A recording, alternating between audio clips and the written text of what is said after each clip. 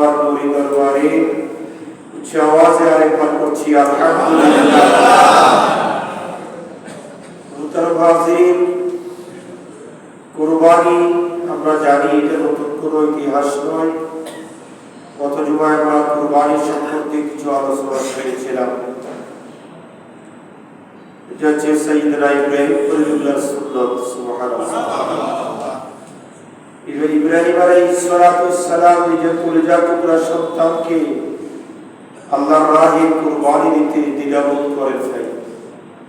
আমাদেরকেও নিজের জীবনের হালাল ইনকামের মধ্য দিয়ে আল্লাহ সন্তুষ্টির জন্য কুরবানি দেওয়ার হুকুম দিয়েছেন কে? ইব্রাহিম আলাইহিস সালামের স্বপ্ন ছিল কুরবানি।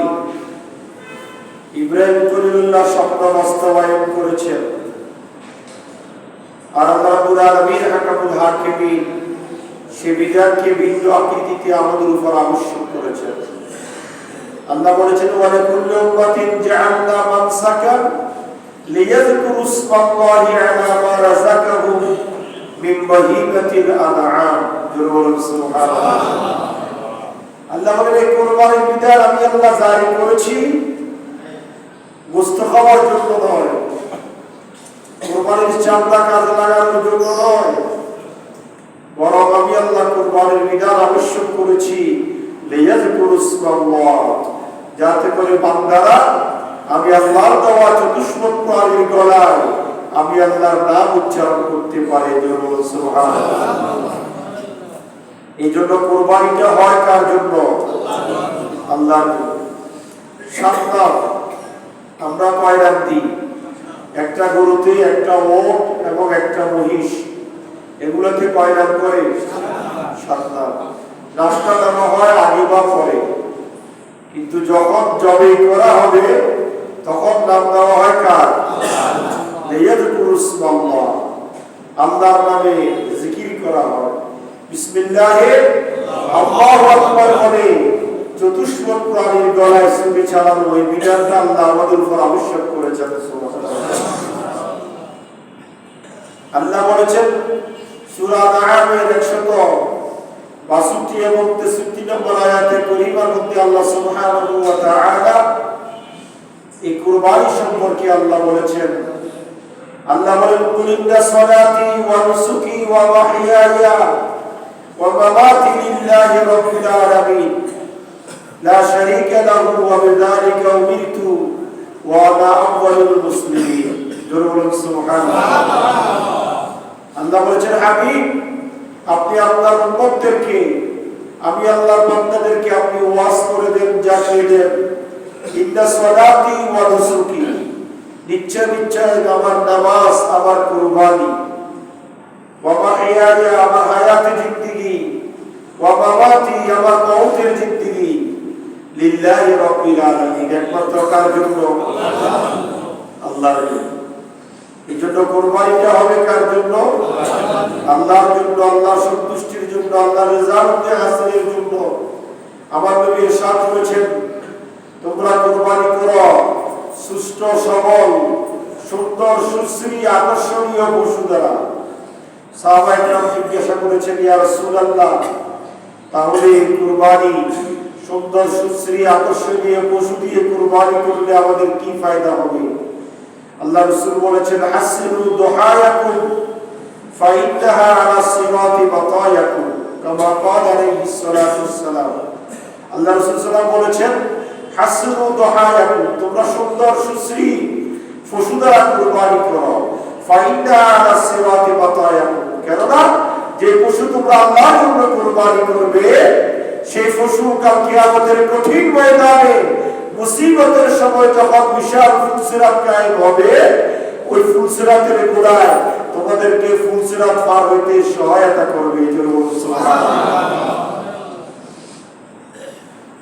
এই কুরবানির পশুটা কাল কিয়ামতের ময়দানে ফুলসিরাতের গোড়ায় আপনার আমার জন্য সহায়ক হবে, আপনার আমাকে ফুলসিরাত পার করতে সহযোগিতা করবে। সুবহানাল্লাহ। কারণটা কি? যেহেতু কুরবানিটা যদি হয় কার জন্য? আল্লাহর জন্য। কেননা আল্লাহ সুবহানাহু ওয়া তাআলার নিকট কুরবানির কোনো কিছু প্রয়োজন নাই। বড় গরু জবাই করলে তারপরে আপনার সুন্দর গরু জবাই করলে আল্লাহর কোনো প্রয়োজন আছে? আল্লাহর কোনো প্রয়োজন? গরু বড় করলেই গোশত আমরা খাই, ছোট করলেও আমরা খাই।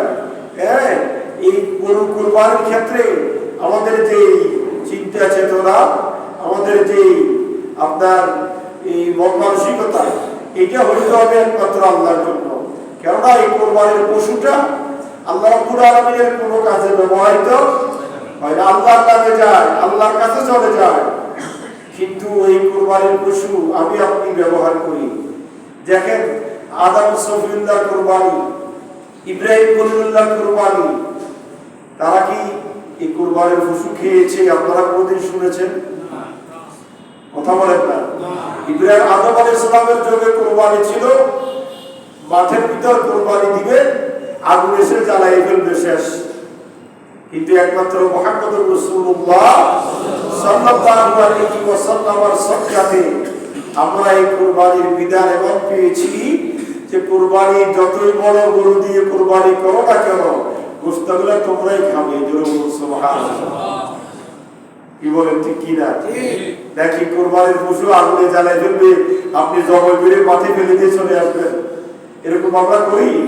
হুজ্জাজে কেরাম যে আজকে মিনার জমিনে অবস্থান করছে, লক্ষ লক্ষ হুজ্জাজে কেরাম, তারা আগামীকাল আরাফাতের জমিনে অবস্থান করবে। তারপরের দিন আপনার রবিবার তারা কুরবানি দিবে। লক্ষ লক্ষ হুজ্জাজে কেরাম প্রায় আপনার কয়েক কোটি ছাগল, মহিষ, দুম্বা, ওট জবাই করা হবে আগামী রোববারে। কথা বলেন, ঠিক কিনা? মিডল কান্ট্রিগুলোতে আগামী রোববারে কোরবানি হবে। এই লক্ষ লক্ষ ছাগল, ওট, ভেড়া, দুম্বা হুজ্জাজে কেরাম যে কোরবানি করে, এগুলো আপনারা যারা হজ করেছেন এই সবাই তো আর দেখেন নাই, যারা নিজ হাতে কোরবানির মাঠে গিয়ে মিনাতে কোরবানি করেছেন তারা দেখেছেন বিশাল বিশাল স্তূপ জবাই করে পিছের দিকে ফিরে আর দেখে না ছাগলটা কে খাবে কে নিবে, জবাই করে দিয়ে বিসমিল্লাহ আল্লাহু আকবার বলে চলে আসে। এই ছাগলটা কারো নেওয়ার প্রয়োজন মনে করে না, কারণ ওখানে কারো ফ্যামিলি নাই, কারো ভাগ করার কোনো সুযোগ সুবিধা নাই, কিন্তু আনলে আনতে পারে। হুজ্জাজে কেরাম 2-4-50টা 100টা জবাই করছে, সেখান থেকে 2-4-10টা ছেলে নিয়ে আসতে পারে, জায়েজ আছে।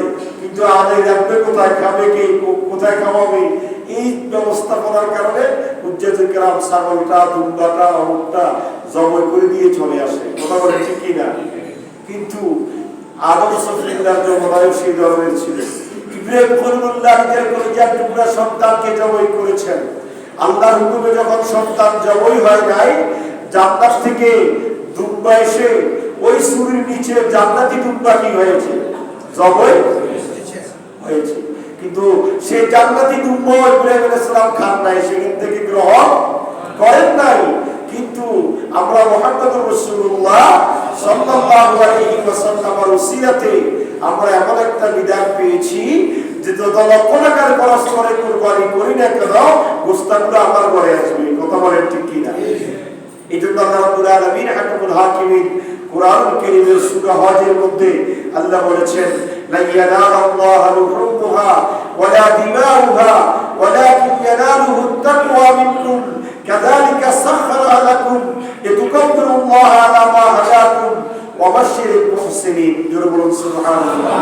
আল্লাহ বলেন, বান্দারে আমার, যে পশু তুমি কুরবানি করবে, যত বড়ই পশু তুমি কুরবানি দাও না কেন, সেই কুরবানির পশুর গোশত, কুরবানির পশুর হাড্ডি, কুরবানির পশুর চামড়া কোনো কিছুই আমি আল্লাহর দরবারে আসবে না। সুবহানাল্লাহ। জায়গা কি আল্লাহর প্রয়োজন হয় না। ওয়ালাকিন ইয়ানালুহুত তাকওয়া মিনকুম, একমাত্র অন্তরের তাকওয়াই খোদা ব্যতীত আল্লাহর দরবারে পৌঁছে যায়। সুবহানাল্লাহ। দ্বিতীয়ত আসেন, এই কুরবানি হচ্ছে ওয়াজিব। কুরবানি কি? ওয়াজিব। ওয়াজিব, ওয়াজিবের স্থান 2 নম্বরে। কয় নম্বরে? নাম্বার 1 হচ্ছে ফরজ। নাম্বার 1 কি? ফরজের পরে ওয়াজিব। আমরা গতদিন আলোচনা করেছি যে আপনার জিলহজ মাসের চাঁদ উদয়ের পর থেকে কিছু সুন্নত কাজ আছে। কিছু কি কাজ আছে? লোক সুন্নাহ কাটা, তারপরে আপনার এই বেশি বেশি জিকির আজকার করা, রোজা রাখা, এগুলো সুন্নত কাজ। এগুলো কি কাজ? সুন্নত কাজ।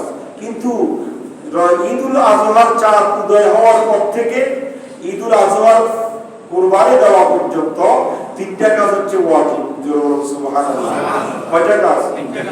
তিনটা কাজ। এক নম্বর হচ্ছে আপনার 9 জিলহজ থেকে 13 জিলহজ পর্যন্ত আপনি 1 তারিখ থেকে 10 তারিখ পর্যন্ত সুন্নত কাজগুলো করলে সওয়াব, না করলে কি নাই? গুনাহ নাই। না করেন নাই কেন এটা আল্লাহ আপনাকে জিজ্ঞাসা করবে না। কিন্তু এমন তিনটা কাজ আছে যেগুলা না করলে জবাবদিহিতা আছে না নাই? নাম্বার 1 হচ্ছে 9 তারিখ ফজর থেকে 13 তারিখ আসর পর্যন্ত তাকবীরে তাশরিক, আইয়ামে তাশরিক যেটাকে বলা হয়। আল্লাহু আকবার, আল্লাহু আকবার, লা ইলাহা ইল্লাল্লাহ, আল্লাহু আকবার, আল্লাহু আকবার, ওয়া লিল্লাহিল হামদ। এই তাকবীরটা আপনার প্রত্যেক ফরজ নামাজের পরে একবার বলা ওয়াজিব। একবার বলা কি ওয়াজিব? না বললে আপনি গুনাহগার হবেন। ওয়াজিব তরকের আপনি গুনাহগার হবেন, আপনার উপর ওয়াজিব। এক নম্বর কাজ, আপনি প্রত্যেক ফরজ নামাজের পরে নামাজ একা পড়েন, জামাতে পড়েন, সফরে পড়েন বা মুকিমি হালতে পড়েন, মহিলারা হোক পুরুষ হোক, বালেগ হোক না বালেগ হোক, যখনই সেই আপনার এই ফরজ নামাজ আদায় করবে, ফরজ নামাজের সাথে সাথে তার উপর ওয়াজিব হয়ে যাবে তাকবীরে তাশরিক, আল্লাহু আকবার, আল্লাহু আকবার ধ্বনিকে মুখরিত করা। এটা একবার বলা ওয়াজিব। সুবহানাল্লাহ। একবার বলা কি ওয়াজিব? তাহলে আমরা তিনটা ওয়াজিবের মধ্যে একটা পেলাম। 9 তারিখ ফজর থেকে 13 তারিখ আসর পর্যন্ত মোট কয় ওয়াক্ত? 23 ওয়াক্ত। মোট কয় ওয়াক্ত বলেন না? সবাই বলেন কয় ওয়াক্ত? 23 ওয়াক্ত নামাজে ফরজের পরে তাকবীর বলা ওয়াজিব। 9 তারিখ ফজর থেকে, তাহলে 9 তারিখ ফজর থেকে 9 তারিখ সারাদিন, 10 তারিখ সারাদিন, 11, 12 সারাদিন, আর 13 তারিখ আসর পর্যন্ত। 13 তারিখ কত পর্যন্ত?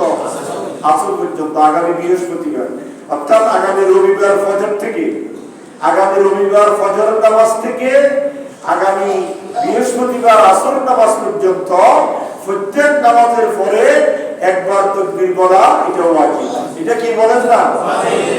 আপনি একা পড়ছেন নামাজ, আপনাকে অবশ্যই পড়তে হবে। এটা কতক্ষণ পর্যন্ত বলে রাখবেন? আপনি একা নামাজ পড়েছেন, এখন আপনি তাকবীর দিতে কি করেছেন? বলে গিয়েছেন। এখান থেকে বের হয়ে দোকানে গেছেন অথবা বাসায় গেছেন, তারপরে হঠাৎ করে মনে হলো কি আমি যে একা নামাজ পড়ছি তাকবীর তো দিই নাই। এবার কি আপনার কাজ কি? এবার আপনাকে আর তাকবীর দিতে হবে না। তাকবীর কতক্ষণ পর্যন্ত? ওই নামাজের ওই মাকামে, ওই জায়গায় আপনি যতক্ষণ থাকবেন।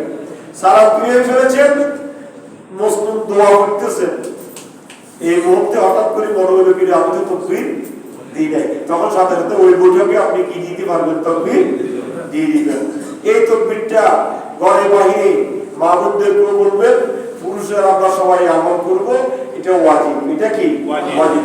আবার সুন্নাত হচ্ছে 1 তারিখ থেকে 10 তারিখ ফজর পর্যন্ত, 10 তারিখ কুরবানি পর্যন্ত, এই এটা সুন্নাত। প্রতিদিন প্রতিটা সময়ে আল্লাহর বরকতের ঘোষণা করা, তাকবীর বলা, এটা হচ্ছে সুন্নাত। সুবহানাল্লাহ। তাহলে তিনটা ওয়াজিবের একটা হচ্ছে কি করা? 9 তারিখ ফজর থেকে 13 তারিখ আসর পর্যন্ত তাকবীর বলা। 2 নম্বর যেটা, সেটা হচ্ছে ওয়াজিব কুরবানি দেওয়া। কি দেওয়া? কুরবানি দেওয়া। কুরবানি দেওয়া ওয়াজিব যদি মালিকের নিসাব হয়, 7.5 তোলা স্বর্ণ, 52 তোলা রূপ, এই পরিমাণ সম্পদের মালিক যদি 10, 11 এবং 12 জিলহজ এই 3 দিনের মধ্যে সে যদি এই সম্পদের মালিক হয়, তাহলে তার উপর কুরবানি দেওয়া কি ওয়াজিব।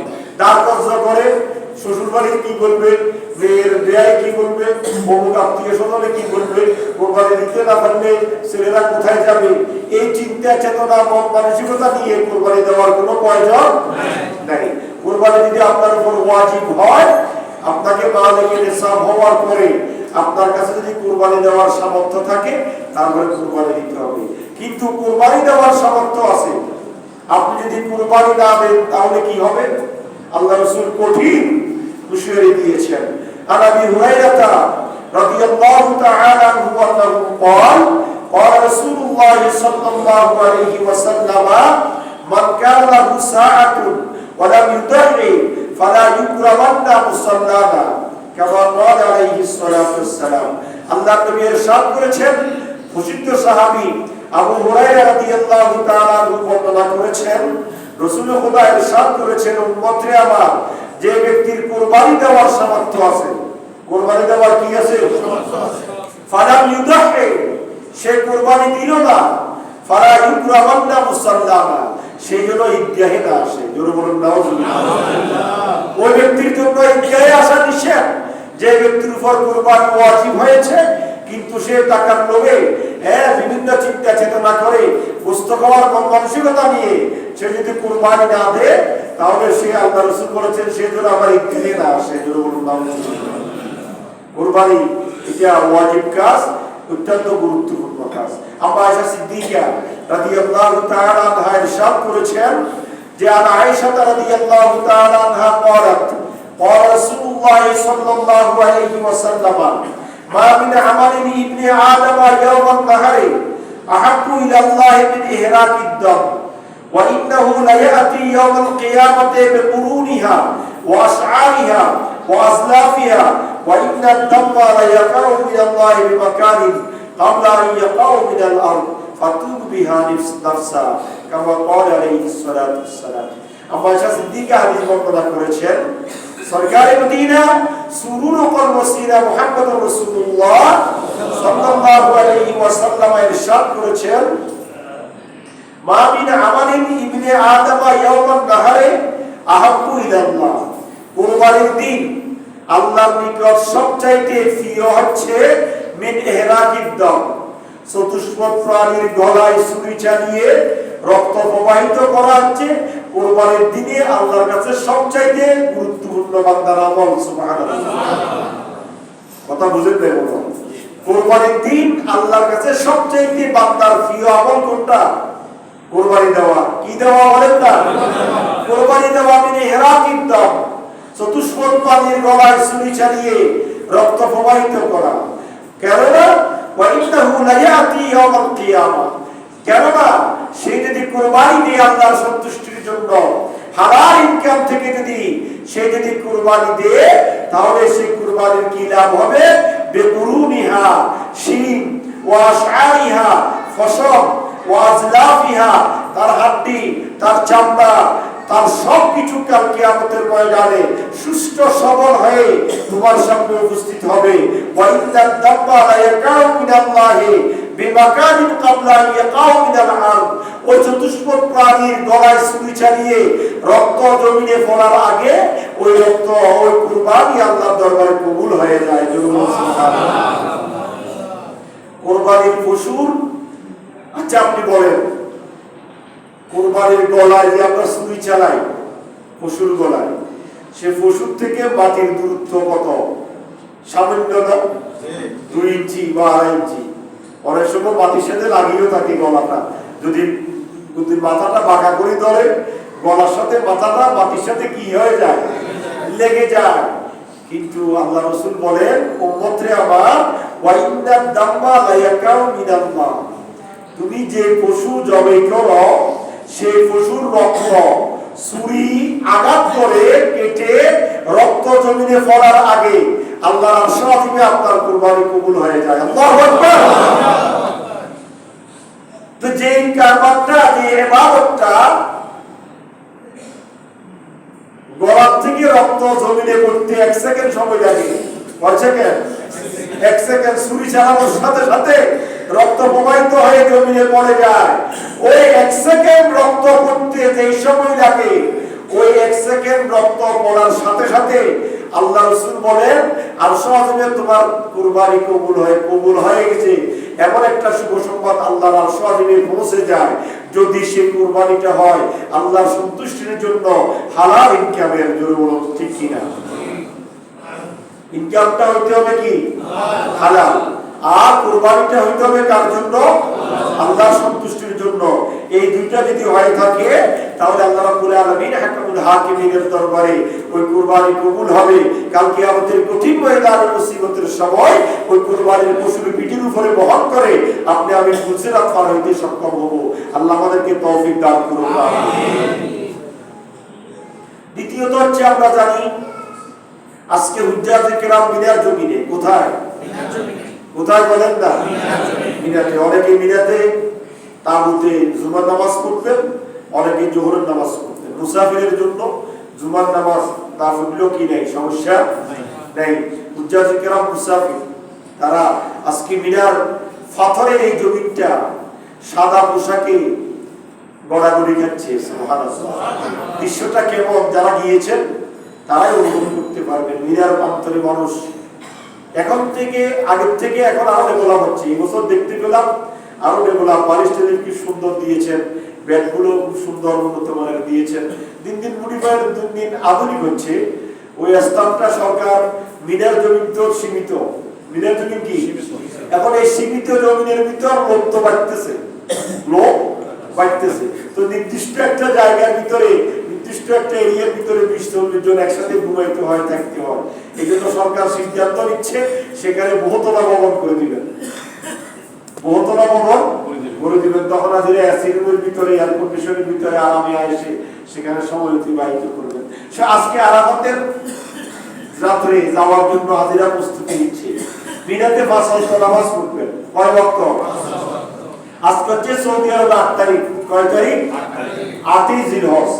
8ই জিলহজ ওনারা গতকাল সন্ধ্যায় মিনার জমিনে এসেছে। আজকে সারাদিন মিনার জমিনে অবস্থান করবে।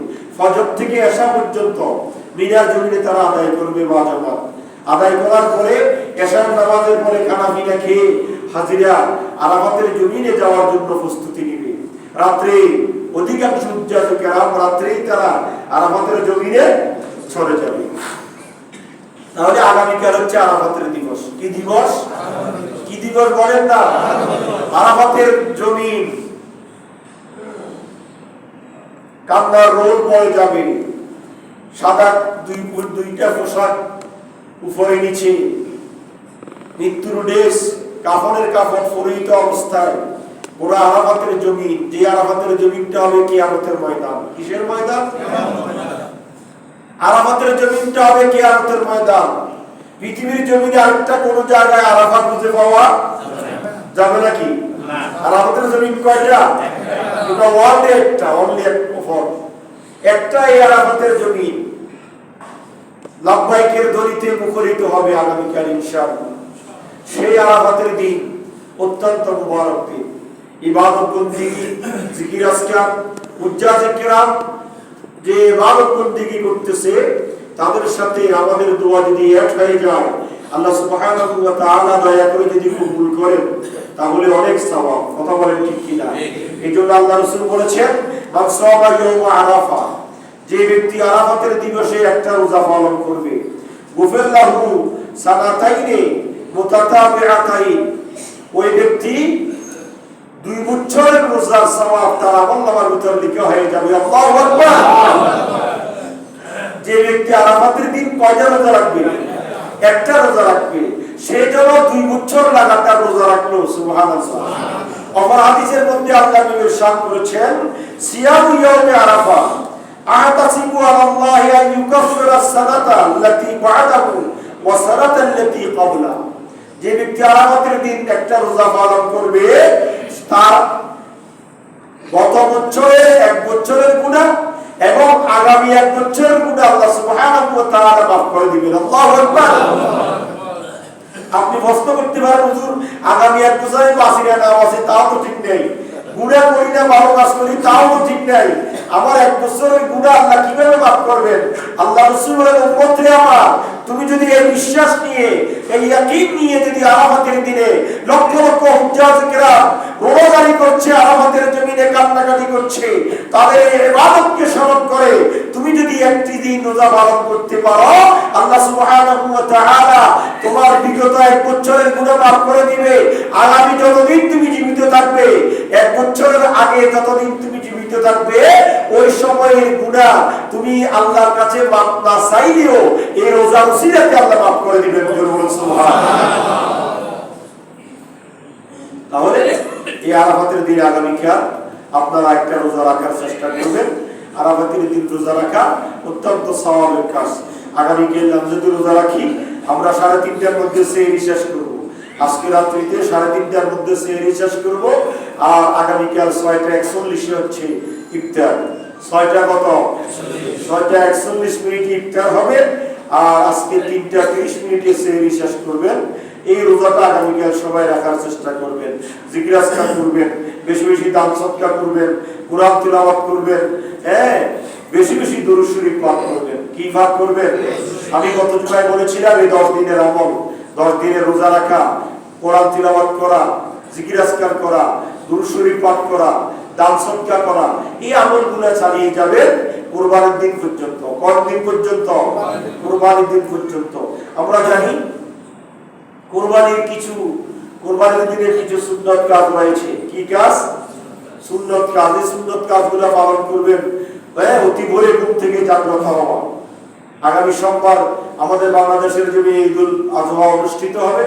এই ঈদুল আজহার দিনে অতি ভোরে ঘুম থেকে জাগ্রত হওয়া, ফজর নামাজ মসজিদে বাজামাত আদায় করা, নিজ মহল্লার মসজিদে ফজর নামাজ কি করা? বাজামাত আদায় করা। ঈদের দিন ঈদুল ফিতরে মিষ্টি জাতীয় কিছু খেয়ে ঈদগাহে আসা, এটা সুন্নত। আর ঈদুল আজহা না খেয়ে আসা সুন্নত। এটা রোজা না, মনে রাখবেন। অনেকে বলে রোজা, এটা রোজার নাম নেওয়া যাবে না। ঈদের দিন রোজা রাখা কি নিষেধ আল্লাহর পক্ষ থেকে। ঈদের 2 দিন, কোরবানির 3 দিন, পুস্তকালে খাওয়া লাগতো। এই জন্য আল্লাহ বলে যে আমি কি করে দিলাম, এই 3 দিন রোজা রাখা কি করে দিলাম, নিষেধ করে দিলাম, বলার জন্য খাওয়া।